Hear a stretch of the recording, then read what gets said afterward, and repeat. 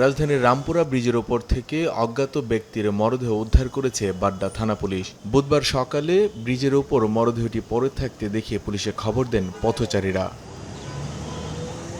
প্রত্যক্ষদর্শীরা জানান, মৃত্যুর আগে বেশ কিছুদিন ধরেই রামপুরা ও বাড্ডা এলাকার ফুটপাতে অসুস্থ অবস্থায় পড়ে থাকতে দেখেছেন তারা। সন্ধ্যায় যখন আর কি বনশ্রী থেকে আফতাবের দিকে যাচ্ছিলাম, তখন উনি হঠাৎ দেখি যে রাস্তার পাশে শুয়ে আছে এবং আমরা খাবার দেওয়ার চেষ্টা করি।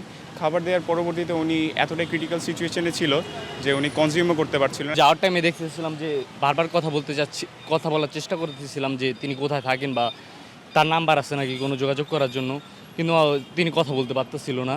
পাখির দোকানে যাওয়ার সময় দেখি যে লাশটা এইভাবে পড়ে রয়েছে। খবর পেয়ে মরদেহটি উদ্ধার করে ময়নাতদন্তের জন্য ঢাকা মেডিকেল কলেজ হাসপাতালের মর্গে পাঠায় বাড্ডা থানা পুলিশ। তার কোনো পরিচয় পাওয়া যায়নি, বিভিন্ন জায়গায় যোগাযোগ করতেছি। আমরা যেটা স্থানীয়ভাবে জানতে পারলাম যে লোকটা এখানে অনেক দিন থেকেই ছিল, হয়তো সে আর কি এমনিতেই না খেয়ে বা এরকম অসুস্থ অবস্থায় সে মারা গেছে। পুলিশ জানায়, নিহত ব্যক্তির পরিচয় শনাক্তের চেষ্টা চলছে।